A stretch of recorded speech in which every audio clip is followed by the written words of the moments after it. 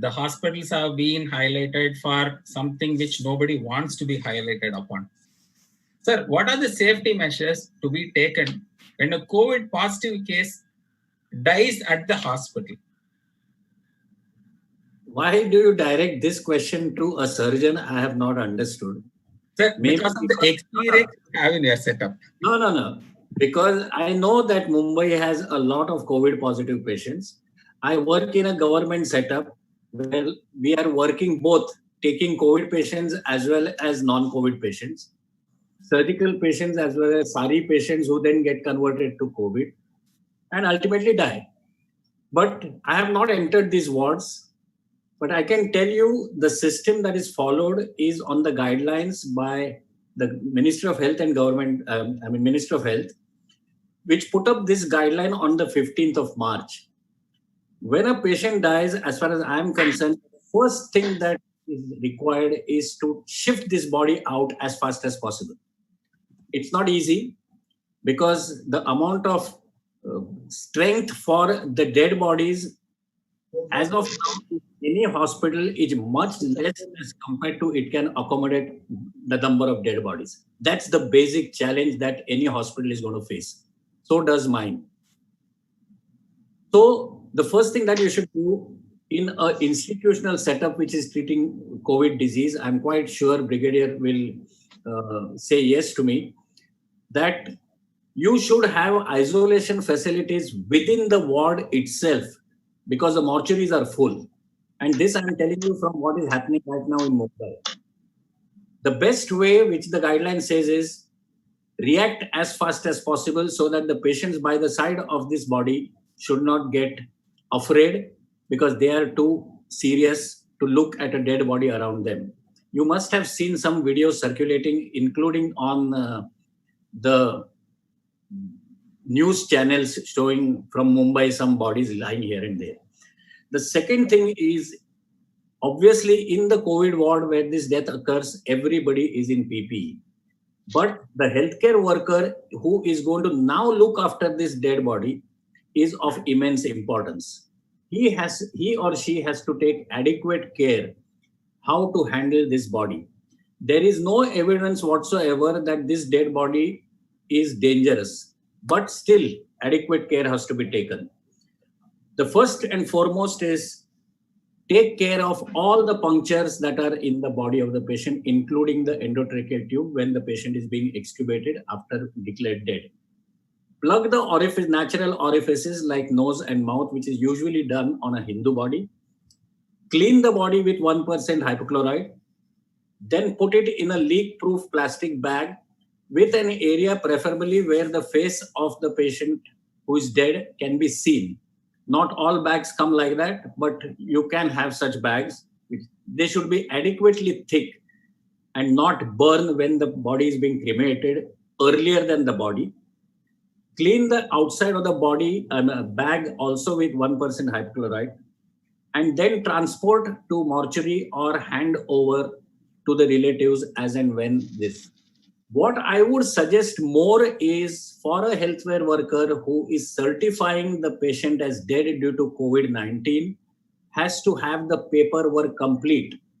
Why I am mentioning this is the one which is going to help a healthcare worker who has died of COVID in getting the insurance, which I'm again sure you are going to discuss a little later. All the soiled linen is to be treated as usual as a biomedical waste and treated as per rules. Sanitize and decontaminate all the equipment and the beds that has been used for this patient. What is more important is transfer of this body. The healthcare worker who has packed the body should know how to doff himself or herself.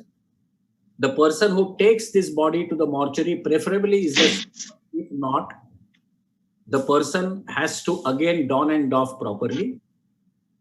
The third thing is, if ambulance is used or a hearse is used to carry the patient, that hearse as well as the driver has to be sanitized properly. And what another very important point which we are facing right now in Mumbai, because there are a lot of deaths, the places of burial and crematorium are often insufficient. They've got a lot of load. lot of persuasion is required to, get after these people who are working on burial grounds as well as crematoriums to work overnight. Not only that, there are residential places surrounding these areas of burial and crematorium. There is a lot of apprehension that the residents, living in the area surrounding this. So a lot of care goes on, not only of a single patient of death or also, but of multiple patients that is occurring in and around Mumbai. So in short, whatever care a healthcare worker takes in treating the COVID, same respect should be shown to a dead body, and take extra care that the thing is moved as fast as possible away from the treating area, whether it is giving the body to the relatives or taking to the mortuary. Thank you very much. Thank you, sir. Now Can I have a yes, sir. Murthy, sir, please. basically, when there is a death in the hospital, especially a COVID death, there are two areas where one has to pay attention to. One is the hospital staff, and the second is the family member. Now, in addition to what the previous doctor was telling, there is a strict no on embalming of these bodies, number one, and no autopsies to be conducted. These are the two things one has to remember. As far as family members are concerned, the dead body thing can be handed over to the family members after the body bag has been wrapped and sealed. And the most important thing, if the family members are not there, and if you are having a mortuary facility, the personal particulars of the patient are to be permanently written with a marker pen so that you don't get confused with various dead bodies inside. All are wrapped in a body bag over there. And another thing is large gatherings at the crematorium or the burial grounds are to be avoided. And the acts of bathing and kissing and hugging by the loved ones of the dead body should be strictly not allowed.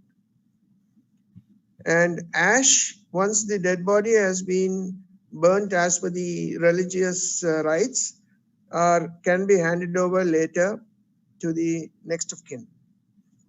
About shifting of the body, I'm reminded of a very sad event for Dr. Simon Hercules, who's a Chennai surgeon, and where his body was not allowed to be burnt or buried.